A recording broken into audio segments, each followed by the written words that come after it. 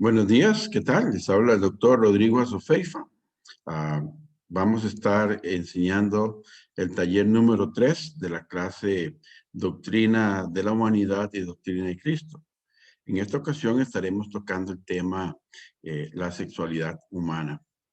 Este trabajo es hecho en convenio con el Instituto de Formación Espiritual y la Universidad de Indiana Wesleyan.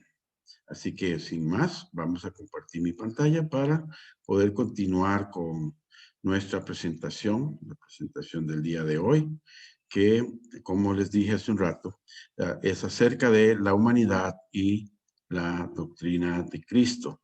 Y el taller de hoy es sexualidad humana. En los talleres previos 1 y 2 establecimos, de acuerdo al relato del libro de Génesis, que Dios creó al ser humano a su imagen y semejanza.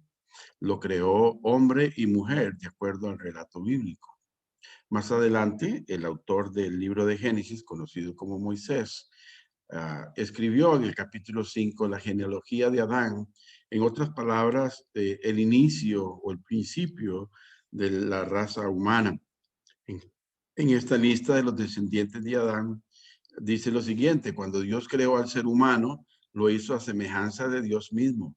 Lo creó hombre y mujer y los bendijo, y el día que fueron creados los llamó seres humanos. Es importante aquí que el relato del Génesis no está hablando de una persona individual, sino está hablando de la colectividad de la raza humana, que Dios la creó a su imagen y semejanza y los creó varón y hembra, hombre y mujer. Así que el ser humano originalmente creado a esta imagen de Dios y los creó, como dije hace un momento, varón y hembra, los creó con diferencias evidentes entre ambos, además de las diferencias físicas que podemos notar con solamente una mirada. Hay otras diferencias que los caracterizan. Por eso es importante que nosotros hablemos del término sexualidad, porque en ella radica una gran diferencia entre el varón y la hembra, o el hombre y la mujer. Y la pregunta es, ¿qué es la sexualidad? De acuerdo a la Organización Mundial de la Salud, la sexualidad humana se define como un aspecto central del ser humano y que está presente a lo largo de su vida. Abarca el sexo, las identidades, los papeles de género, el erotismo, el placer, la intimidad, la reproducción y la orientación sexual. Se vive y se expresa a través de pensamientos, fantasías, deseos, creencias, actitudes, valores, conductas, prácticas, papeles y relaciones interpersonales. Aquí cierro comillas. Y quisiera hablar sobre la orientación sexual, que también es una etapa en las cuales está definida por el uso social. Pero primeramente vamos a ver cuáles son las diferencias entre el hombre y la mujer. Voy a marcar dos que son muy, pero muy evidentes y son fáciles de comprobar incluso a la vista. La primera de ellas, hay una diferencia biológica y es en su aparato reproductivo interno y externo. Esa es la primera diferencia. El segundo es el género. Y el género es aquel consenso social, educacional, cultural y estereotipos estructurados por la sociedad. Y esta define los roles de lo que debería ser un hombre y una mujer.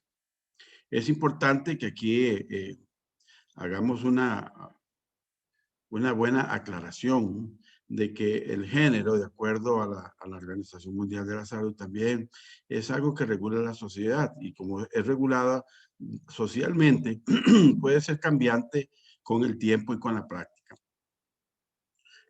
Por eso es importante también que nosotros hablemos acerca de la orientación sexual, que es diferente a la identificación de género, como también a la sexualidad humana.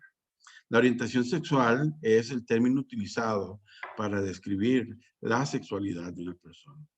Y a continuación se muestran diversas tendencias que son actualmente reconocidas por expertos en psicología, pero otras son aún una fuente de debate. Por lo tanto, esta clasificación puede variar en el futuro. Cabe resaltar que yo solamente estoy haciendo mención de 7 de ellas, aunque la gama varía en gran manera y cada día aparecen nuevas formas en cómo una persona identifica su orientación sexual. Algunas, como dice el escrito, van a ser aceptadas por la sociedad científica y otras serán rechazadas, no solamente por la sociedad científica, sino también por la sociedad común. Entre ellas, ejemplos de orientación sexual, tenemos el heterosexual, que en porcentaje es el grupo de personas que más adeptos tienen en cuanto a su identificación, y son aquellos que por atracción física y emocional sienten atracción física y emocional por personas del sexo opuesto. Los homosexuales que se atraen física y emocionalmente por personas del mismo sexo. Un tercer grupo, encontramos las personas que se autodenominan bisexuales. Estas personas tienen una atracción física y emocional por personas de ambos sexos. Un cuarto grupo es el grupo de los transgéneros. Son personas que nacen con un sexo biológico, pero se identifican como personas del sexo opuesto. Uno de los comentarios que más se hacen en relación a este grupo es que han nacido en el cuerpo equivocado. La persona, por ejemplo, se siente mujer atrapada en un cuerpo de hombre o se siente hombre atrapada en un cuerpo de mujer. Así que en algunos casos buscan la cirugía para hacer la transición completa. Encontramos también otro grupo que se llaman los asexuales. Este grupo no siente atracción sexual por ningún individuo de ningún sexo.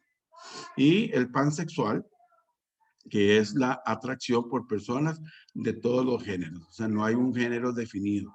Y los antrosexuales es una atracción por cualquier persona, pero no se identifican con ningún género. En otras palabras, no aceptan etiquetas sobre ellos. Simplemente son libres de amar a la persona que ellos quieran amar o incluso tener sexo físico con personas, no importa cuál sea su sexo, pero no definen ninguno de ellos. Así que estos son los 7 grupos que más populares. Hay más, como dije hace un momento, pero estos son los más conocidos y los más debatidos hasta el momento en las corrientes tanto religiosas como científicas y sociales. Hablamos que la religión, precisamente a la hora de definir estos roles entre el hombre y la mujer, ejerce un papel de mucha influencia, ya que la mayoría de las personas se declaran seguidores de una religión. Esta influye en las maneras de conducta. Tanto así que dentro del movimiento cristiano podemos hablar del Sínodo de Cartago, que se realizó en el año 398 después de Cristo, en lo que hoy conocemos como Túnez. En ellos se reunieron todos los patriarcas, tanto de la iglesia occidental como de la iglesia oriental. Y en este sínodo se determinó lo siguiente sobre la participación de la mujer en la iglesia. Y para muchas denominaciones y muchas religiones actuales, este concepto delineado aquí en el Sínodo de Cartago todavía tiene validez. Una mujer, se determinó, una mujer no importa cuán estudiada y cuán santa, no puede enseñar en una asamblea de hombres. Así que podemos ver que en este sínodo de Cartago la iglesia relega a la mujer en un nivel 2 de importancia, casi que una creación que está por detrás en orden jerárquico del varón. Clemente de Alejandría, uno de los teólogos de más influencia en la iglesia de Grecia y toda Antioquía, él vivió en los años 150 al 215 después de Cristo, influyó grandemente en la iglesia, en iglesias primarias, en los primeros años, en los primeros 300, 400 años de la iglesia, él tuvo una gran influencia. Y lo que Clemente decía era que muchas mujeres han recibido poder por medio de la gracia de Dios y han realizado muchas obras de valor varonil. En otras palabras, la mujer tenía que realizar tareas excepcionales para poder considerarlas casi como un varón, pero no tenían ese valor, sino que podían realizar eso simplemente por la gracia de Dios. Y un contemporáneo de Clemente de Alejandría era Tertuliano, y Tertuliano estaba en el lado oriental, en el lado de Cartago, precisamente donde se realizó el sínodo del año 398. Tertuliano nació y vivió en Cartago, en lo que conocemos actualmente como Túnez, y ejerció gran influencia en la cristiandad occidental de la época. Como dije hace un momento, es contemporáneo de Clemente, y así que él nació en el año 155 hasta el año 220 después de Cristo. Y lo que Tertuliano dijo fue: tú eres, refiriéndose a la mujer, y voy a abrir comillas acá, dice: tú eres el camino al diablo, eres quien descubrió aquel árbol, eres quien primero se olvidó de la ley divina, eres quien persuadió a aquel a quien el diablo no tuvo valor de acercarse. Cierro comillas. Y hago un pequeño comentario acerca de la frase de Tertuliano. Creo que Tertuliano se equivocó en su apreciación, porque si tomamos la misma línea de pensamiento al decir que el diablo no tuvo valor de enfrentarse al hombre, precisamente quizás porque no iba a tener éxito en su tarea. Mm, yo puedo diferir un poco de esto porque la mujer tuvo el valor y tuvo la inteligencia y la sagacidad de doblegar la voluntad del varón. Así que podemos ver que quizás aquí hay un error en el pensamiento de Tertuliano, pero no me gustaría ejercer presión en su manera de pensar. Usted puede tomarlo literal si usted así le conviene. Sobre estas posturas de clementinas y tertulianas, el apóstol Pablo posiblemente influyó grandemente en ellas, ya que en 1 Timoteo capítulo 2, versículos 11 al 15, Pablo le escribió a su discípulo Timoteo, que en ese momento era pastor en la iglesia de Éfeso. Le escribió sobre una situación que estaba surgiendo en la iglesia. Mujeres gentiles y familias enteras gentiles estaban viniendo al evangelio gracias a la expansión después de que se dio de la salida de Jerusalén y de la persecución cristiana. Muchas personas no judías empezaron a formar parte de la iglesia cristiana. Y algunas de ellas, las mujeres sentían la necesidad y de acuerdo a su cultura se sentían de igual de capacitadas que un varón para poder enseñar en las asambleas. Lo que Pablo empieza a regular aquí es que la mujer normalmente no tenía acceso a la educación como lo tenemos en el día de hoy, así que ellas aprendían de segunda mano. Así que la enseñanza de la mujer hacia el varón iba a ser una enseñanza de segunda mano, por lo cual podría contener gran cantidad de errores, los cuales Pablo prefería que no se siguieran pasando de persona a persona y de generación a generación. Por lo tanto, él escribe esto en 1 Timoteo 2, 11 al 15. La mujer debe aprender con serenidad, con toda sumisión. No permito que la mujer enseñe al hombre y ejerza autoridad sobre él. Debe mantenerse ecuánime. Primero fue formado Adán y Eva después. Además, no fue Adán el engañado, sino la mujer. Y ella, una vez engañada, incurrió en pecado. Pero la mujer se salvará siendo madre y permaneciendo con sensatez en la fe, el amor y la santidad. Una de las interpretaciones que se le da a este texto, contrario a la jerarquización del varón sobre la mujer, es que se interpreta el versículo 13, que la creación del género humano no estaba completa solamente con la creación de Adán. Fue hasta después de que el Señor formó a Eva de un costado de Adán, o sea, que fueran iguales, que fuera como un espejo, que caminaran juntos. Fue hasta después de la creación de Eva que el Señor dijo que era bueno en gran manera y los bendijo cuando ya estaban los dos en la tierra, no solamente cuando era uno. Así que el creer que uno tiene jerarquía sobre el otro podría interpretarse como una equivocación, como una interpretación errónea del texto. Pero precisamente esa influencia de cómo nosotros interpretamos los textos tiene dos doctrinas. Una de ellas es el egalitarianismo y la otra es el complementarismo. Recuerden que cuando estamos hablando de teología o de interpretación bíblica o de qué quiso decirle Dios al resto de la humanidad, debemos de recordar que cada uno nos acercamos al texto bíblico con diferentes lentes. ¿Qué quiero decir con diferentes lentes? Quiere decir que cada uno de nosotros nos acercamos con contextos diferentes, los cuales van a influir a la hora de interpretación del texto bíblico. Hay personas que son más conservadoras, otras son más liberales, y esto influye a la hora también de interpretar la Biblia.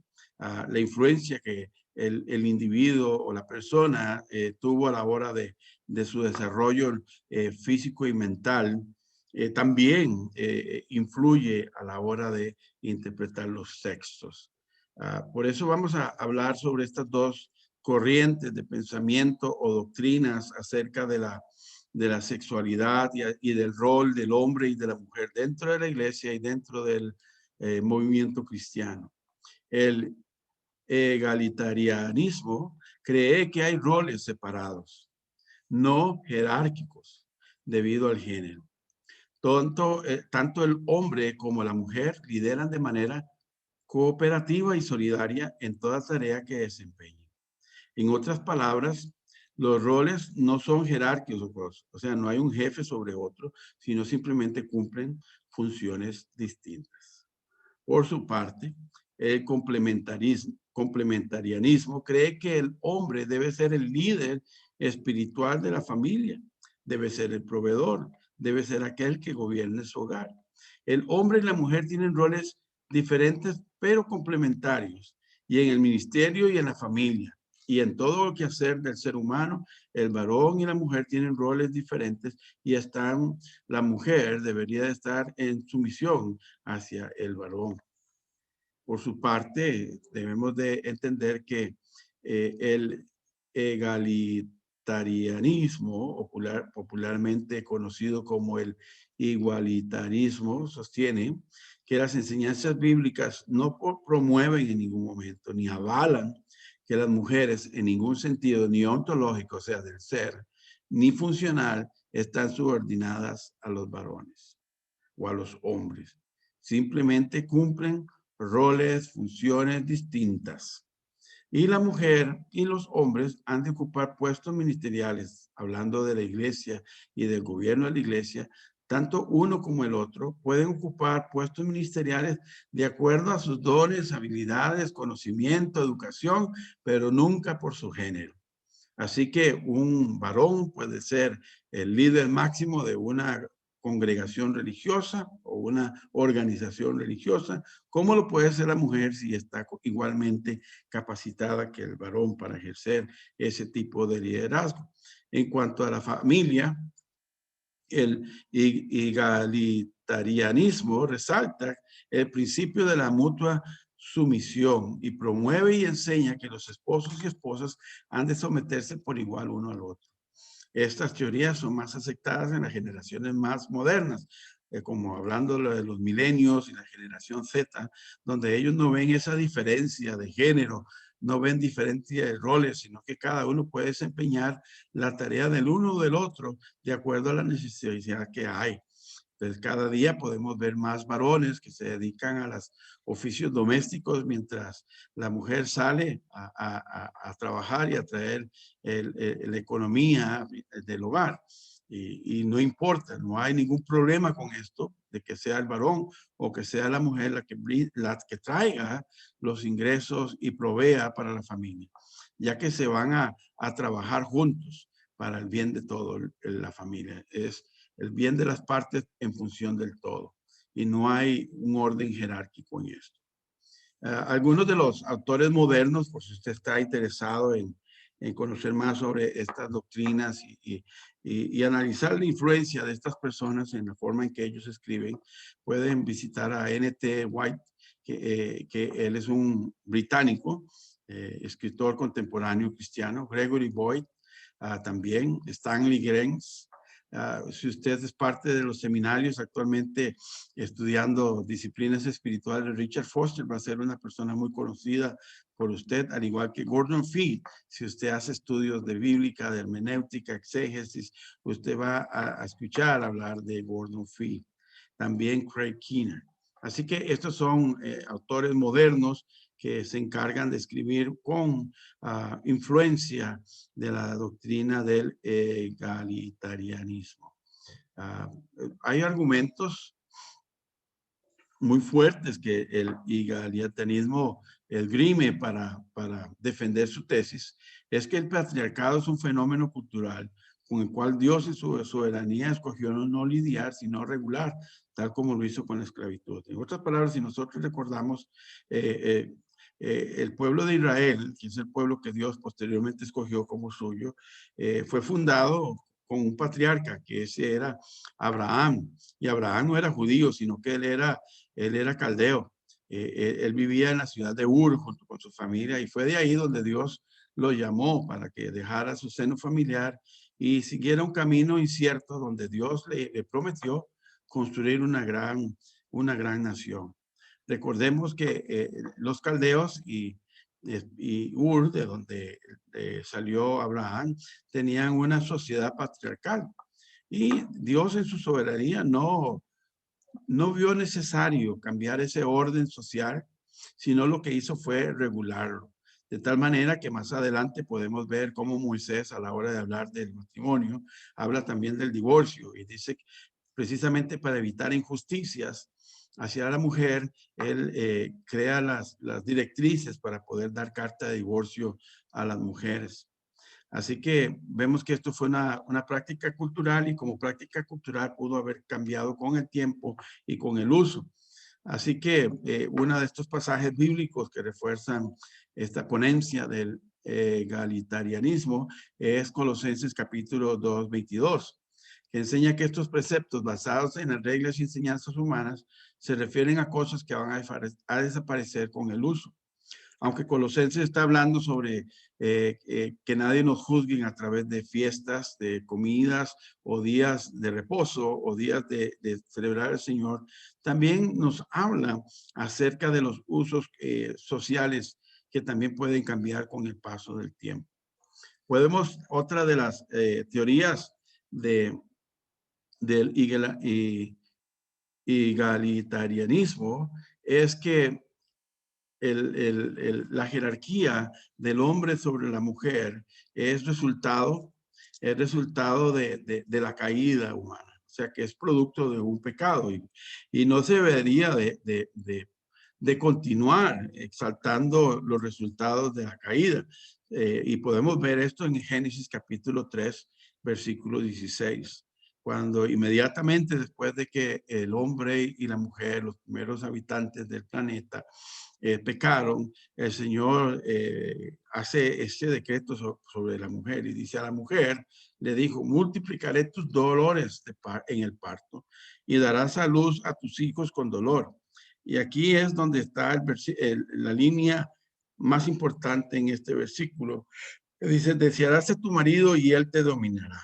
Así que este texto bíblico es el que muchas de las detractores del egalitarianismo usan para destruir su enseñanza, su doctrina, que el marido debe estar por encima, dominando en orden jerárquico a la mujer. Cosa contraria que el igualitarismo denuncia como que eso es parte de la caída y no debería de hacerse, sino que cuando la persona viene a Cristo es restaurada y se le da una nueva naturaleza, que es la naturaleza de Cristo, una nueva creación en Cristo Jesús.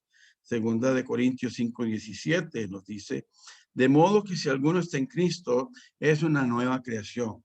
Las cosas viejas han pasado, he aquí, todas son hechas nuevas. De hecho, cuando todo es hecho nuevo, se está refiriendo a que hay un nuevo inicio, donde no estaba la caída y ahora entonces empezamos de nuevo. Y como empezamos de nuevo dentro de Cristo, Gálatas capítulo 3, versículo 28, el mismo apóstol Pablo dice, ya no es judío ni griego, esclavo ni libre, hombre ni mujer, sino que todos ustedes son uno solo en Cristo Jesús. Precisamente porque ya no hay diferencia en Cristo, ya hay libertad para que podamos ministrar dentro de la iglesia, ejercer liderazgo, ejercer roles importantes dentro de la comunidad cristiana sin importar el género, ya que lo que Dios o lo que Dios utiliza para que la persona lidere la iglesia son sus dones, sus habilidades y su conocimiento, y no en base a su género. Y podemos ver en la Biblia como muchos ejemplos de mujeres que fueron líderes, maestras y profetisas que ejercieron autoridad incluso sobre varones. Encontramos a Miriam en Miqueas capítulo 6 y 4, a Débora en Jueces capítulo 4 y 5, en Hulda en Segunda de Reyes 22, 14, y en el Nuevo Testamento encontramos al mismo Pablo, que muchas personas lo han tomado como un estandarte en la jerarquía del varón sobre la mujer. El mismo Pablo en Romanos capítulo 16 hace mención de una gran lista de mujeres que fueron compañeras de él en el ministerio apostólico, que estuvieron incluso dispuestas a entregar su vida por el apóstol Pablo, y algunas de ellas, como en el caso de Lidia, fueron pastoras de su propia comunidad. Así que podemos ver, y usted puede analizar estos textos bíblicos posteriormente y con mayor determinación, y analizarlos y poder ver cómo la corriente igualitarista mantiene que la mujer y el varón pueden ejercer roles iguales dentro de la iglesia, o tienen tareas distintas pero sin orden jerárquico, siendo uno superior que el otro. Algunos ejemplos de mujeres en posición de liderazgo en la sociedad, podemos llamarle de la etapa moderna, del siglo XIX al día de hoy, podemos encontrar a Catherine Booth, junto con su esposo, fundaron lo que conocemos hoy como el Ejército de Salvación, un ministerio que tiene ya 156 años, fundado por una mujer.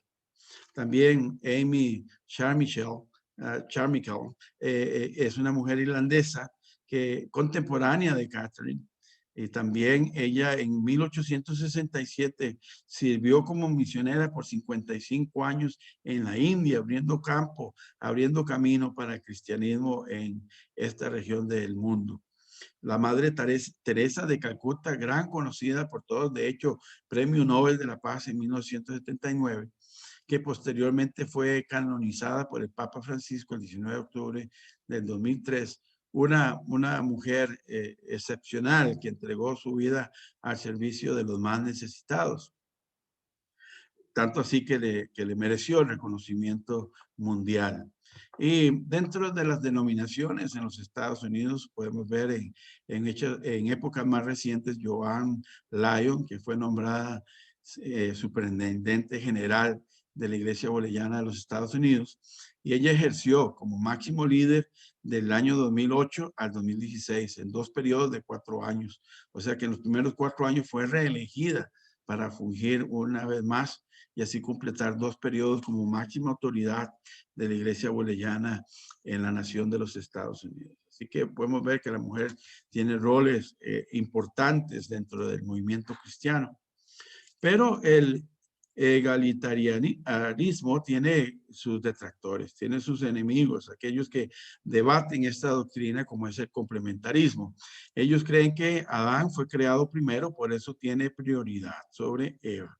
Y Adán y no Eva representan la raza humana, tal como Pablo lo describe en Romanos capítulo 5, versículo 12, donde dice que no fue Adán el que fue engañado por la serpiente, sino que fue Eva. Pero recordamos que en la creación, tanto Adán como Eva son los representantes de la raza humana, no solamente uno. El liderazgo femenino se da, de acuerdo a los detractores del igualitarismo, se da por la falta de liderazgo masculino, como sucedió en el caso de Débora, que ella tuvo que ir a la guerra porque el general israelí tuvo miedo. Así que Débora fue a la batalla y ella reclamó la victoria para sí. Así que podemos ver que esos son los principales argumentos en contra del igualitarismo.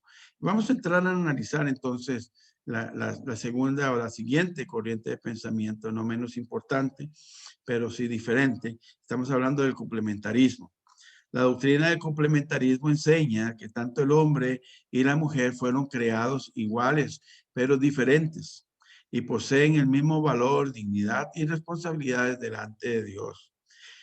El hombre y la mujer se complementan en una igualdad ontológica, o sea que en su forma de ser, en el ser integral del varón y la mujer, no hay diferencia entre ellos, son iguales delante de Dios. Para el complementarismo, la Biblia enseña que el hombre y la mujer deben de cumplir diferentes funciones en la sociedad, la familia, en la iglesia. Y estas funciones no compiten una con la otra, sino que se complementan, pero una está subordinada a la otra. Esa es una gran diferencia entre las dos doctrinas que hemos estado analizando. Defensores de esta doctrina del complementarismo podemos encontrarlas en Wayne Grudem, John Piper, Douglas Moo, Charles Swindoll y John MacArthur, todos ellos de corriente calvinista o reformados. Así que esta corriente de pensamiento complementarista es altamente aceptada dentro de las corrientes evangélicas y cristianas tradicionales. Así que vamos a hablar sobre estas doctrinas. En la defensa del complementarismo le encuentran que el liderazgo en la Biblia es masculino. Para ellos están hablando sobre los patriarcas israelitas, todos eran varones. Recordemos que Israel fue el pueblo de Dios y hablamos que los patriarcas fueron Abraham, Isaac y Jacob. Hubieron los 12 patriarcas que fueron los hijos de Jacob.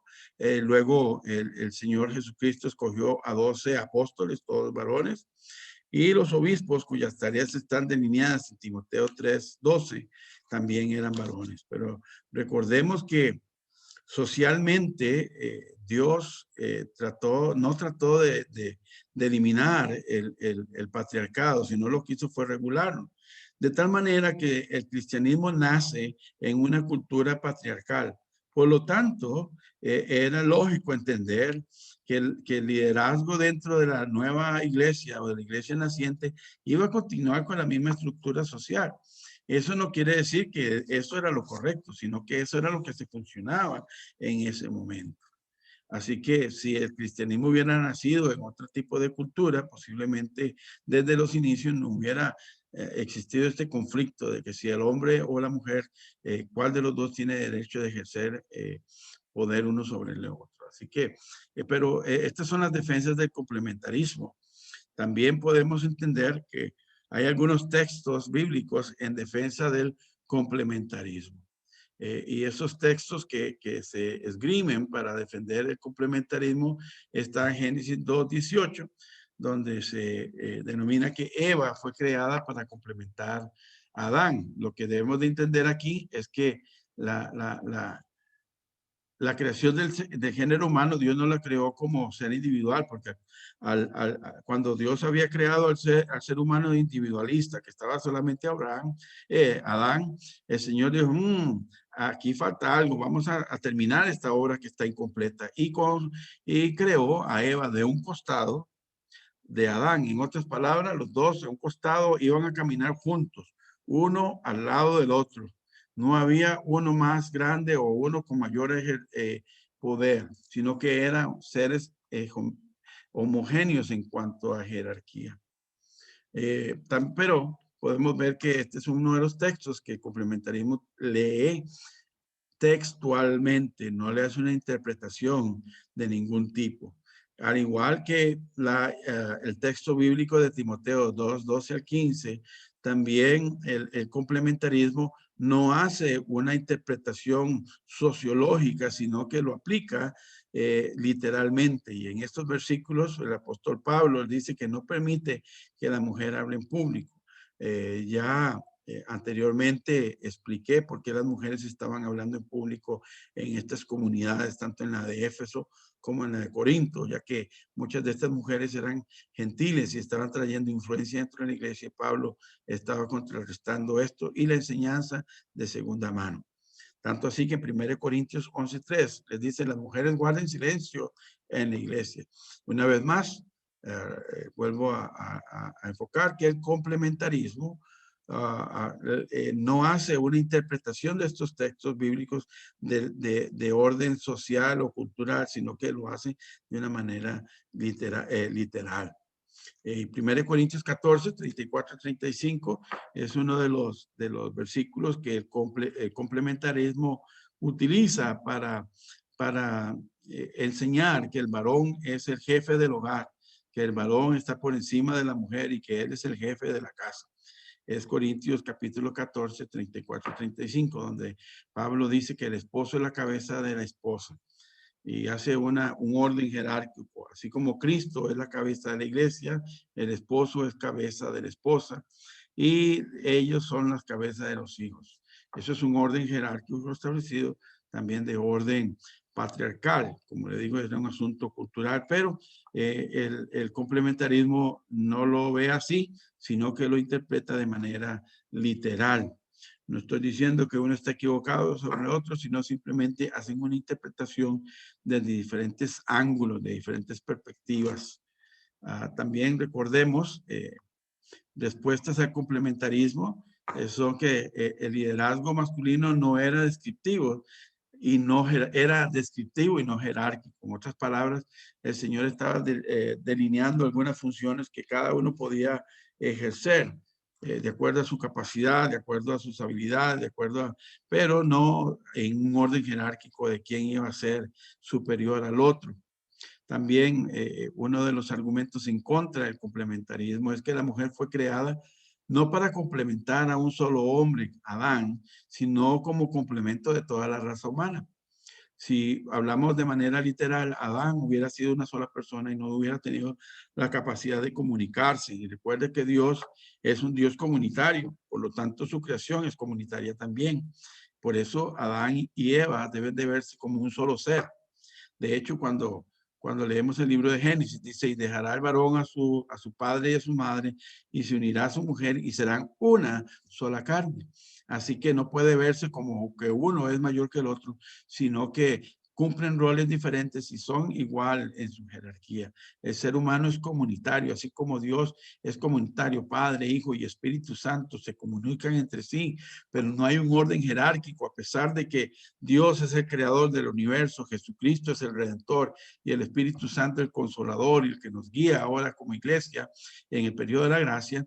A pesar de que están en sumisión unos sobre otros, el Hijo se somete al Padre voluntariamente, el Espíritu Santo se somete al Hijo y al Padre, no quiere decir que uno es más importante que el otro, no hay orden jerárquico, sino que hay un orden de roles, tal así como lo habla y lo explica la doctrina igualitaria o igualitarismo. Así que Pablo escribió para regular situaciones culturales específicas y no creando reglas universales de las cuales deberían de apegarse literalmente las personas en el día actual. Así que esto es un recuento de las diferentes doctrinas en cuanto a la sexualidad, al género humano, a la interpretación que cada uno le da a esta doctrina del hombre y de la mujer, sus roles y su jerarquía. Espero que haya sido de gran ayuda. Si es así, escriba un comentario. Le voy a pedir que por favor se suscriba al canal para que pueda seguir escuchando y viendo nuevos estudios bíblicos que estamos preparando para ustedes. Les espero para el próximo estudio bíblico, el taller número 4 de esta clase Doctrina de la Humanidad. Recuerde que este comprende de 5 diferentes clases, 5 videos. Este es el número 3, nos faltan 2 y espero verles ahí muy pronto. Muchas gracias y se despide de ustedes el doctor Rodrigo Azofeifa.